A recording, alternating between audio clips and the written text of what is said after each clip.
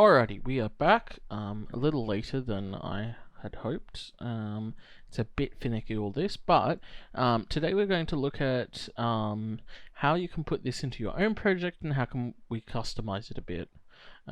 So one of the things to keep in mind, I guess, is the way I plan on customizing this will be a bit limited because we're going to do it all in Unreal and we're not at all going to edit the web server in any way. Unreal is planning on releasing a customizable, an easier leak, sort of like a modular version of this where you can sort of customize it to your liking a bit better. But until that comes out, just because I don't even know how to code Node.js properly, or at all, I should say. So what we're doing is completely on the Unreal side of things. So first, we need to fix a inaccuracy I had mentioned last video. So I mentioned that because of you're sort of passing on a command to the web server, and then the web server is passing it onto Unreal. That is incorrect. The web app goes straight to Unreal, which means so I'm recording my iPad here rather than having a second screen to demonstrate this. So my iPad is not my computer, and if we have a look, I'll refresh it. If I move the stage around, nothing happens. Move the mannequin around, supposedly, and that is because, as you'll see, it says invalid. And that is because if we go to the output log, if we stop the server and then start it again, you'll see it's listing on 127.0.0.1. So want an in-depth explanation about that, watch my other tutorial. But the solution to that is there's two ways. You can do it on a per project basis, or you can do it for the whole engine installation. I'm going to do it for the whole engine installation just because that's easiest for me.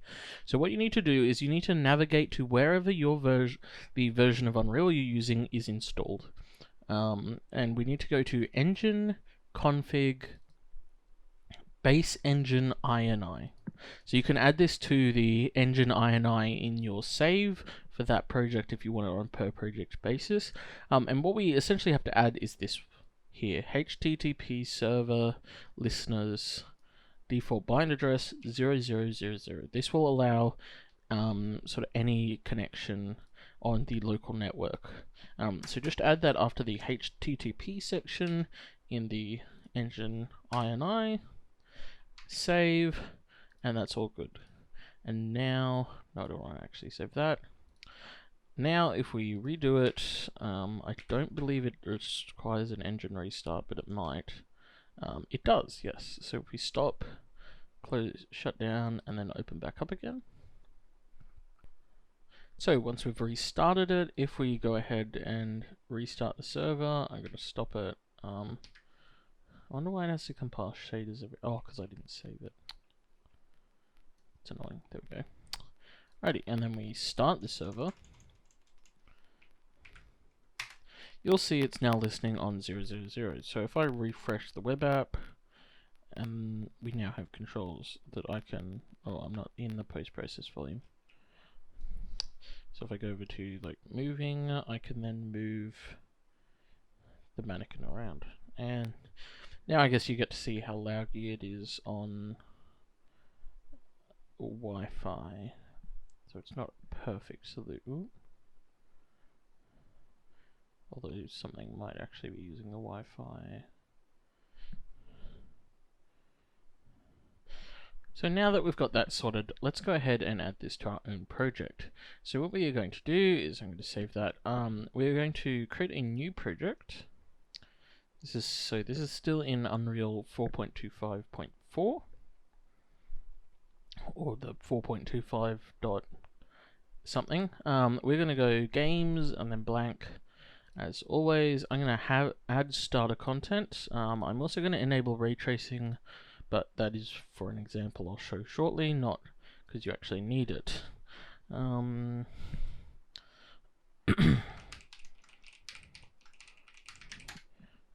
project already exists. Nice. Name it something inspirational, and then restart. Alrighty, that no joke took forever. I think it was like 15 minutes. Oh, that was very annoying. So now we're in the project. So tip there, don't enable ray tracing in that menu because it's going to take forever to compile. Anyway though, but we're in now. So what we're going to do is we're going to enable a bunch of plugins that we're going to need, and disable some ones we're not going to need because we don't need any of those. So the plugins we're going to need are obviously the web remote control API. Yes. Gonna need the take recorder. Yes. Gonna need the virtual production utilities.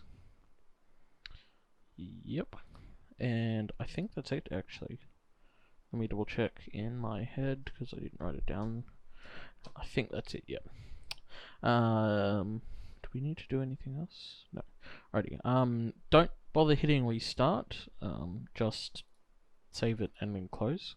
Now, if we jump back into our other virtual production, that previous one, after you've closed Unreal, go ahead and jump into back into this virtual production one, and what we're going to do is we're going to go to blueprints, and we're going to go to scene adjustment, and we're going to drag these or take these back to our other one. So we need the light cards, the actor info, the BP event manager, and the BP remote control utilities. Although actually we don't need the light card one because I haven't set anything up with the light cards yet because it's a bit funky. So really just grab these three. So right click and click migrate, asset actions, and then migrate. Yes, we want those three, and then we want to put it into this one, just to the content folder of whatever project you're doing now. It's going to say migrate successful. That's good. While that's loading up, so one thing that's really annoying is using command prompt and seeding into this directory every time we want to run it. And we will be running that command a bit now. So one easy way is we're going to make a bat file that's going to do it for us. So right click in the folder and create a new text document, and we're going to call it start developer .bat, and make sure you delete the .txt at the end. It's going to say it's going to be unusable, just hit yes. Now if you don't see these endings, the .bat or the .json or the .anything, you will have to enable it in Windows, which is under View, and then at the end here, File Name Extensions. Make sure that's ticked. Oh, here we go. Alrighty. So in the start developer.bat, we're going to edit it, and we're just going to type npm run serve and save. And now all we have to do is double click this start bat, and it'll automatically open up command prompt in this folder and run that command, which is going to obviously run the setup for our web command. Alright, to close this as well, Control C. You have to do it twice. It says terminate job, yes, enter. So back into our, oh, it's still compiling shaders. Alright, now that that's done compiling shaders, the first thing we're going to do is turn off use less CPU in background.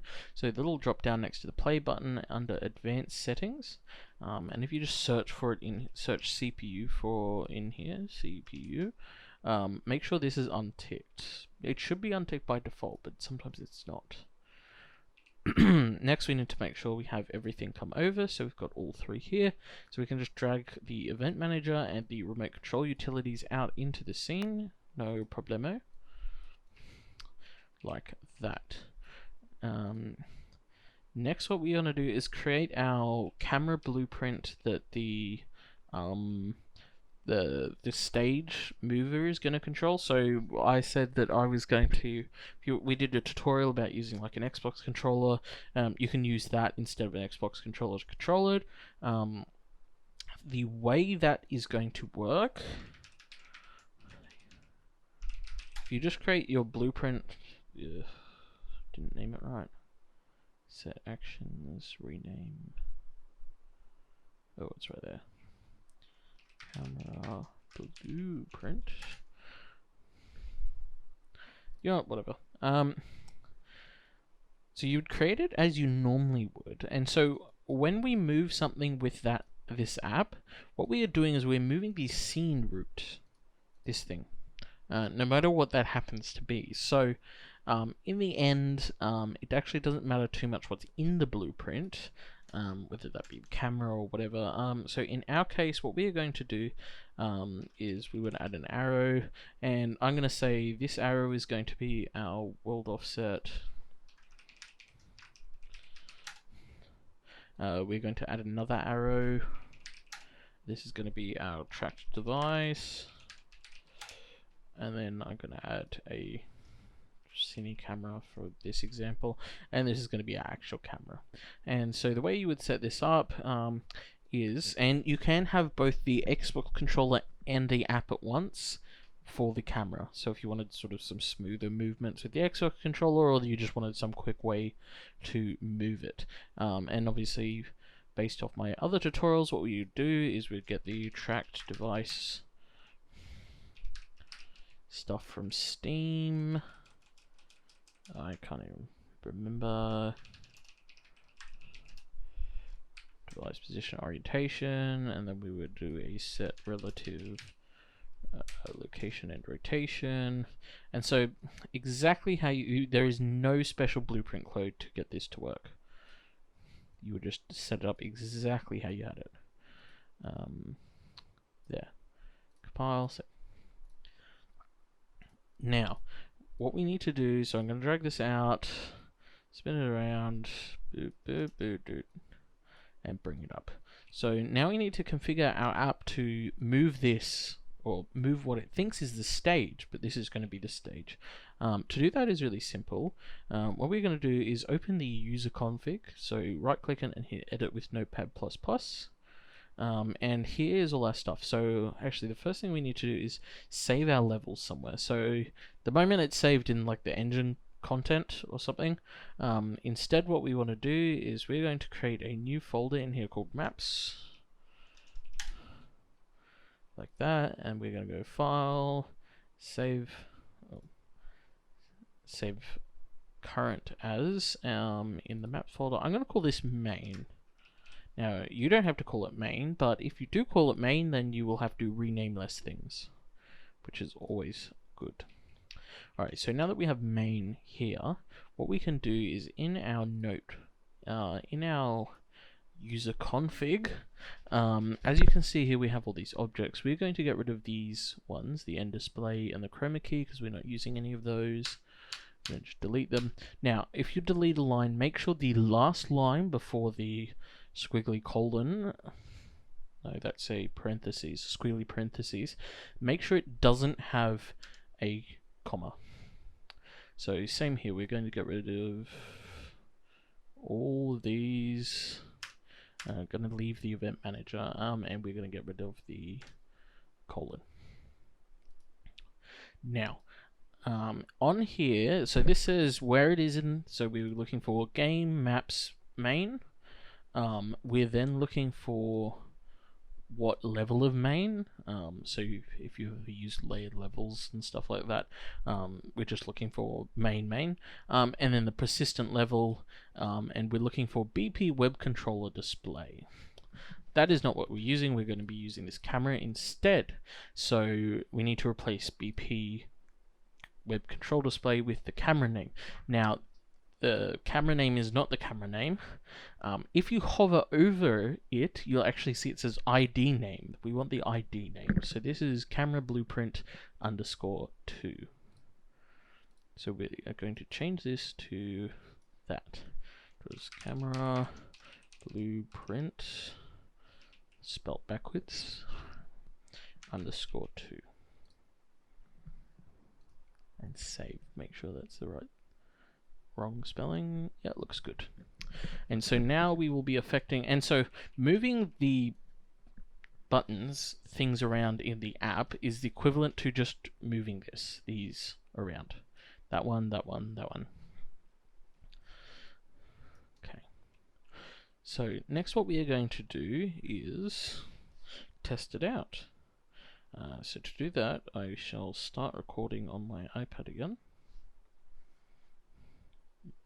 In 3, 2, 1, recording. Now. So next what we're going to do is go to our web control. You can leave this open, just make sure you saved it. And we're going to just double click on our Start Developer bat. That's going to run. It's going to rebuild what it needs to build. Should be quicker the second time. It says it's good, so we're going to refresh the page in the app, and now we should be able to use the movement. Oh, we also need to start the web server. Web control start server. Holy moly. I'm also going to turn it on to start on startup. This is why I'm a little against using it. It's cool and all, but it is exceptionally finicky. There we go. So it like caches some of the details apparently, but now we can move the camera around. Now you're probably wondering, hey, can I move it relative to the direction the camera's pointing? The answer is no. Essentially it's world aligned, and it is aligned to the axes. So like the X positive, I think, is forward. Yeah, X positive is forward and all that. So there's no way to have this aligned to the direction the camera's pointing, which is a little annoying. But a quick and easy way to move the camera around. Let's speed that up a bit. You're definitely not animating a camera like this, I would say. Alrighty, so what do we do next? Next, really easy to do is the post-process volume. So that says it's invalid, but what we can do is we just go ahead and close the server, Control C, yes. So this is called global post-process volume. It's looking for one that's called web control post-process. So we can just change this again also to be the global post-process.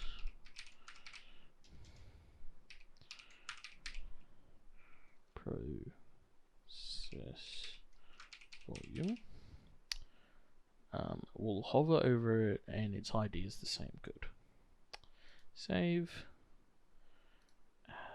And now this is simply a matter of hitting Start Developer bat again.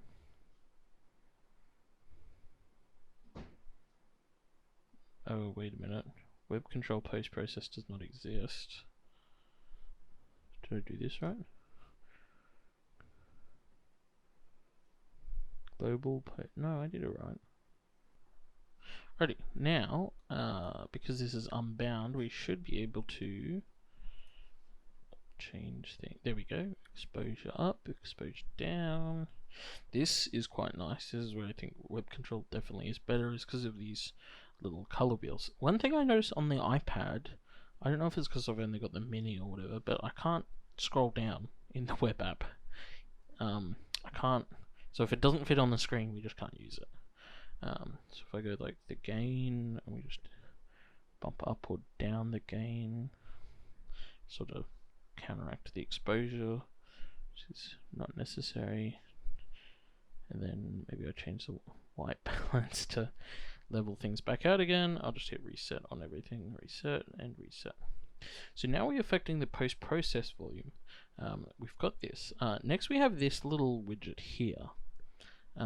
This one just moves around the mannequin in the level. What we are going to do instead is, what you can do is you can make a blueprint, just like an actor blueprint. This works pretty much identical to how the stage moving works, except it's limited to this box.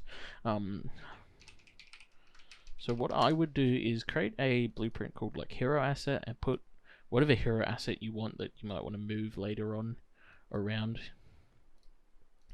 in it, like this. And we're going to move this. Now, how does this whole box thing work? So the box thing works by taking it's the same as taking the center of the box is all these numbers at 0. So how do we move that so it's not in the center of the world? Because like if I drag it out and hit 0, then like it's there, which is fine for what we're doing now, but on another map it might not be. So what you can do is you can just put in an empty actor and make the hero asset a like child of the empty actor, and now if we reset to default, we can then move this little actor around, and the hero asset is always going to be at 0. And so this little box, the 300 in any direction, will be 300 in any direction around this empty actor. So I'm going to do that, and so that is going to be the mannequin here, which is called hero asset _2. So this would be, I can't think of too many things you might want to move like this as it going. I don't know, maybe if you have a tree or I guess actually, you know what could be useful is if you have a mocap actor, you could use this to move the origin point of the mocap. That would probably be a pretty good use of this. So we're going to cancel this and then restart it again.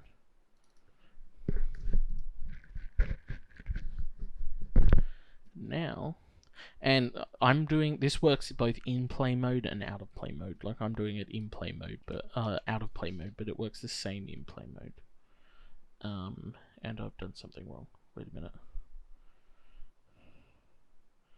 Oh no, I haven't. I've just got to open another tab, and maybe it's because I'm using incognito. I guess that could. There we go. I guess that could be an issue. So the other question then is, what if I wanted to go more than 300? Or 300. Is this in centimeters? That's 3 meters. Yeah, actually that makes sense. Yeah, what if I wanted to go more than 300? Well, that's pretty easy. What we can do is we can take our parent actor and we can scale it up, let's say by 2.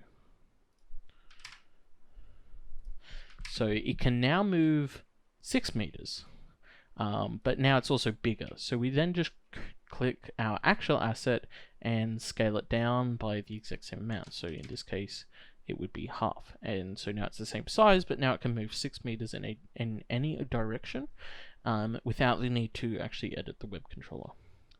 And see if I move this around, I move it over here. I mean, it's like a big game. This is also world aligned, which is somewhat annoying. This also doesn't have rotation, which may make it not as useful actually. Let's move that up. Alright, so what else do we have in here? We have light cards. Light cards, like I mentioned before, are great for LED screens because it's like a giant white thing. I do plan on making this spawn actual lights, but that's a little more tricky, so that's for another day. Background screen is for end display. We're not using end display. Level sequences are really easy. That is done all automatically. So if I create a level sequence, call it say test sequence, could have anything in it, could do anything. You just drag it into the level and then it'll just show up. So hit refresh and there it is. Obviously I can hit play, it's not actually playing anything, but that's how you do level sequences. We already did this one. So the last thing to do is there's another tab in level sequences and it is level events. So how do we use level events? This is where you could get pretty tricky. I'm going to show you 2 different ways of using the level events. First we need an event we're going to trigger. So in that I'm going to create a blueprint class, an actor class. I'm going to call it explosion. something exciting. Explosion.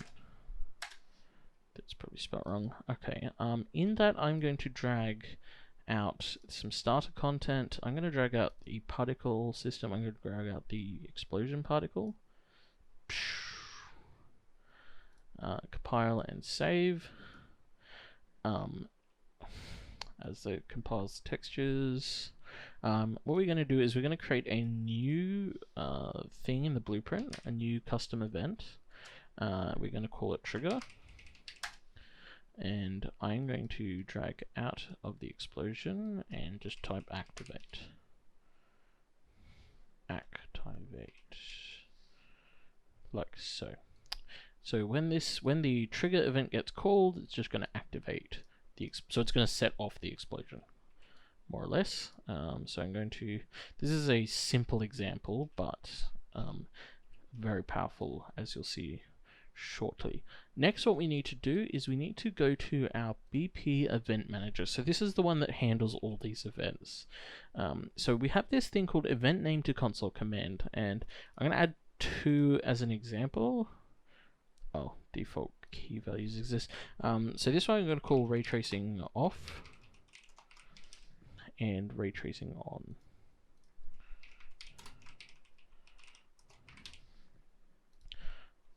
And we're going to type a thing r.raytracing.force all the ray tracing effects. I'm going to copy this code.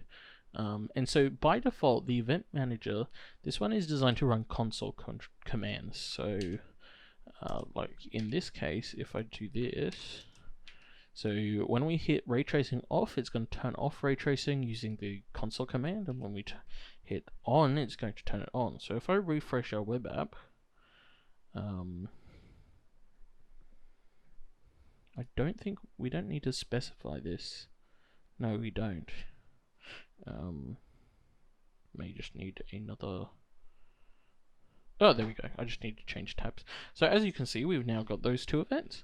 So if I hit off, if you look in the output log, it actually does run the command. And on,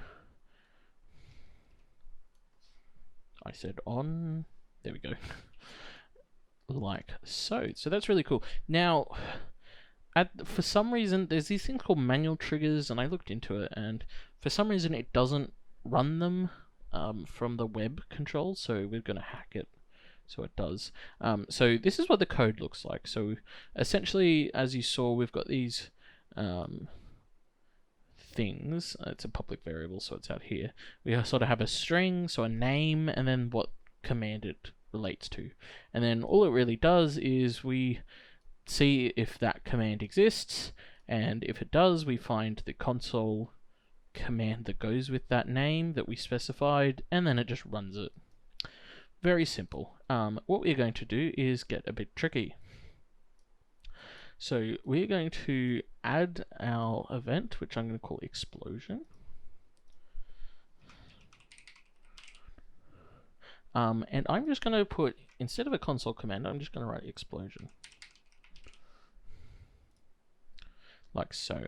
We are also going to type take recorder, or I'm going to type start stop take recorder. And we're going to do the exact same thing in here. I'm just going to call it take recorder, like so. Now, if we go back into the blueprint, so hit edit, what we're going to then do is we're going to create a new variable. We're going to call this not console commands. Console commands, like so. I'm going to make it a string, and I'm going to make it an array. We can make it public for ease of use, like so. And all I want to do is, if I get the event name here and copy it, we basically want to actually copy the contains as well. So we're going to go not console commands, get it, and we're going to get the current whoops.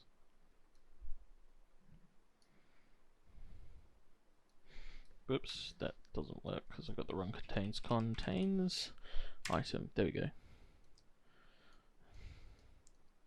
So now we're going to what we're essentially going to do is check if our list of event names which show up in our web app, if whatever one is selected, we just hit, if it is a console command or if it's not a console command. So we're going to attach this to a branch node and plug true into it, and if it is in the list of console not console commands, this is going to get too confusing too quickly with this naming scheme. If it is not a console command, then true is going to fire. So if it's false, it is a console command, and we're going to run it into there. If it is a console command, why is that not attached to there? Oh, apparently neither of them are. If it isn't a console command, we're going to drag out here, and we're just going to use a switch on string, like so. And we're going to plug the event name into this switch on string. Compile, save. We're going to add 2 pins. And so our not console commands, we're going to add 2 things. We're going to add explosion, and we're going to add take recorder.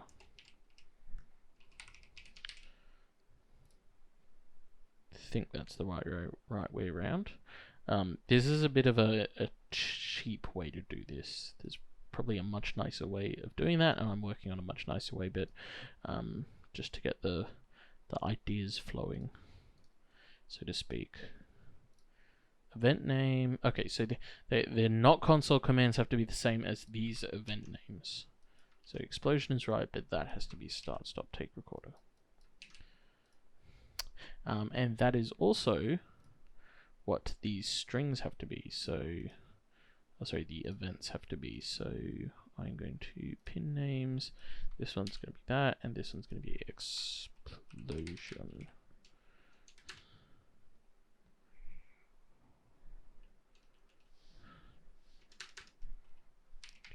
Explosion. I feel like I've spelled this wrong every time. Right. So now what we need to do is we need to just do something on these nodes. So the start, stop, take recorder is going to be easy. We're going to go open take recorder panel, and we're going to go start recording. That one. Plug it into there. Oh, we're actually going to do branch. My bad. Not branch. What? Flip flop.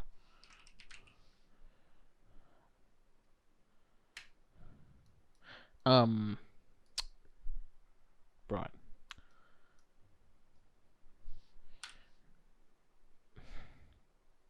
It's just remembered. Flip flops don't work in functions, and this is a function. There's some ways around it. The quickest way we're going to go is make our own flip flop, which means we're is recording, switch it to a boolean, and an array of booleans. It sounds pointless. Get is recording, set value. We're then going to, whoops, no, I wanted alt. There we go. Set it to not whatever it is.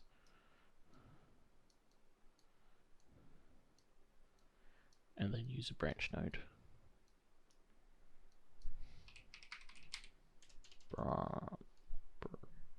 Branch to that. It's and then stop recording.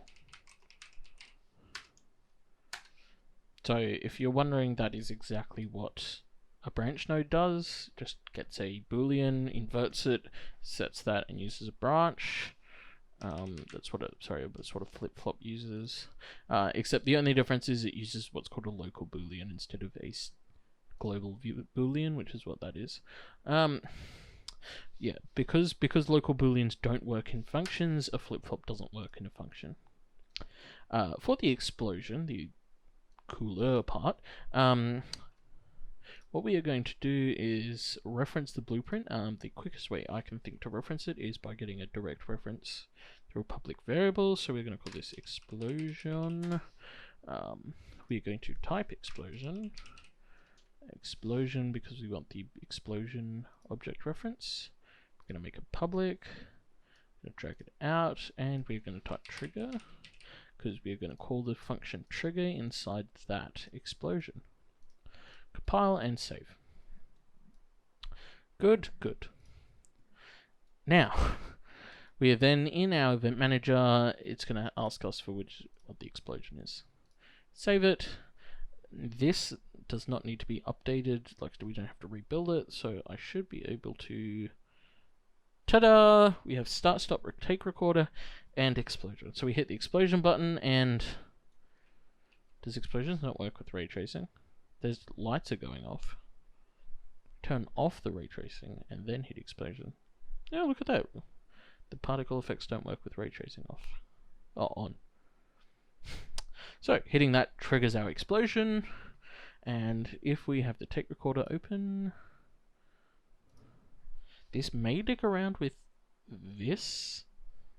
I don't actually know, but if we add something to take recorder, let's say the hero asset, we can hit start, and it'll start the take recorder. And then we can go over to this panel, and we can move it around. Whee! Wow, look at this, making a Unreal movie with an iPad. And then when we're done, we go back over to the animation panel and hit stop. So good. So using this, I have a sneaking suspicion the events page is going to be the most helpful for a lot of people to customize events and stuff like that. You can do pretty much anything. So like, you know, we can run the console commands for a bunch of different stuff if you want to bump up the rendering quality or whatever. But then we can also do a bunch of other stuff such as you know, trigger blueprint events.